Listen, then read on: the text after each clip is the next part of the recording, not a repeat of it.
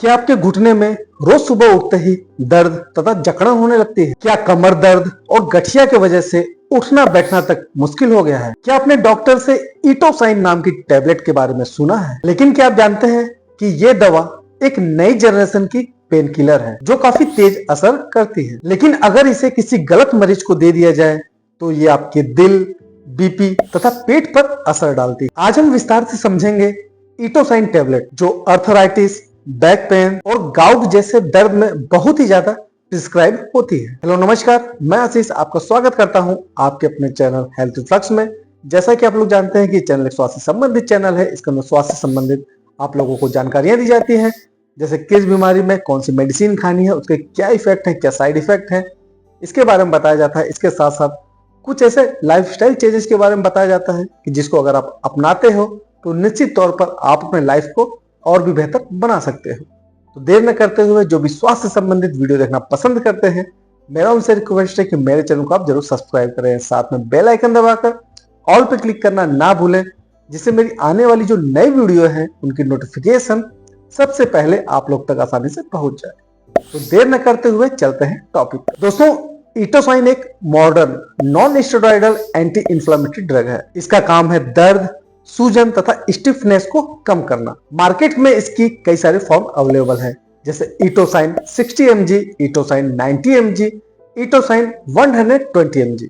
आइए दोस्तों अब समझ लेते हैं कि ईटोसाइन के अंदर कौन सा इंग्रेडिएंट मौजूद है। इसका मेन कंटेंट है इटोरीकॉक्सिब। यह COX-2 सेलेक्टिव इनहिबिटर है, यानी यह सिर्फ उन एंजाइम को रोकती है जो दर्द और सूजन को पैदा करते हैं। अब दोस्तों जान लेते हैं कि यह दवा कैसे काम करती है। जब शरीर में चोट, सूजन या गठिया जैसी बीमारी होती है तो फिर प्रोस्टाग्लैंडिन्स नाम के केमिकल रिलीज होते हैं। यही केमिकल दर्द, सूजन और स्टिफनेस पैदा करते हैं। ये इटोरीकॉक्सिब COX-2 एंजाइम को ब्लॉक करती है, जिसकी वजह से प्रोस्टाग्लैंडिन कम बनने लगते हैं। इसके बाद दर्द और सूजन कम हो जाते हैं, मरीज को चलने फिरने में काफी आराम मिलता है। आइए दोस्तों समझ लेते हैं कि इस मेडिसिन का इस्तेमाल कहां कहां किया जा सकता है। Osteoarthritis, rheumatoid arthritis, ankylosing spondylitis, gout में, लोअर बैक पेन में। इसके साथ साथ दोस्तों ये डेंटल पेन में भी दी जाती है। जब सर्जरी के द्वारा दांत को निकाला जाता है तो उस समय होने वाले दर्द में इस दवा का भी इस्तेमाल किया जाता है। इसके साथ साथ इसका इस्तेमाल एक्यूट मस्कुलोस्केलेटल पेन में किया जाता है, यानी कि ये दवा मोच और खिंचाव में भी काफी ज्यादा असरदायक है। आइए दोस्तों अब जान लेते हैं इसकी डोज के बारे में। ऑस्टियोआर्थराइटिस और रूमेटॉइड अर्थराइटिस में 60 mg की डोज इसको रोजाना लेनी होती है। एंकिलोजिंग स्पॉन्डिलाइटिस में 90 mg डेली डॉक्टर के द्वारा प्रिस्क्राइब किया जाता है। एक्यूट गाउट के पेन में या डेंटल पेन में 120 mg डॉक्टर की सलाह पर रोजाना लेने की 1 हफ्ते तक सलाह दी जाती है। आइए दोस्तों अब समझ लेते हैं कि इस दवा को लेने का क्या तरीका है। इस दवा को पानी के साथ पूरा निगले, खाना खाने के बाद इसको लेना असरदायक साबित होता है। इस दवा का इस्तेमाल दिन में एक बार 24 घंटे तक असर करता है। लेकिन दोस्तों ध्यान रहे, लॉन्ग टर्म में अगर इसका आप इस्तेमाल कर रहे हैं तो इसे डॉक्टर की मॉनिटरिंग में ही करें। अब दोस्तों जान लेते हैं कि इटोरीकॉक्सिब यानी कि ईटोसाइन के क्या क्या साइड इफेक्ट है। इसके कुछ कॉमन साइड इफेक्ट्स हैं, जैसे पेट दर्द, गैस, सिर दर्द आना, चक्कर होना, एंकल में सूजन होना। इसके जो सीरियस साइड इफेक्ट होते हैं उनके बारे में भी समझ लेते हैं। इसके सीरियस साइड इफेक्ट में हार्ट अटैक होने का खतरा, हाई बीपी की शिकायत, लिवर एंजाइम बढ़ सकते हैं। इसके साथ साथ ये किडनी फंक्शन पर भी असर डाल सकता है। इसीलिए दोस्तों सेल्फ मेडिकेशन में इस दवा का इस्तेमाल नहीं करना चाहिए बिना डॉक्टर की सलाह के। आइए दोस्तों जान लेते हैं कि इस दवा का कॉन्ट्रा इंडिकेशन क्या है, यानी कि इस दवा को किसे नहीं लेनी चाहिए। जिनको हार्ट डिजीज या बाईपास सर्जरी हुई हो, हाई ब्लड प्रेशर वाले पेशेंट को इस दवा का इस्तेमाल नहीं करना चाहिए। जिनको किडनी की डिजीज है या लीवर डिजीज है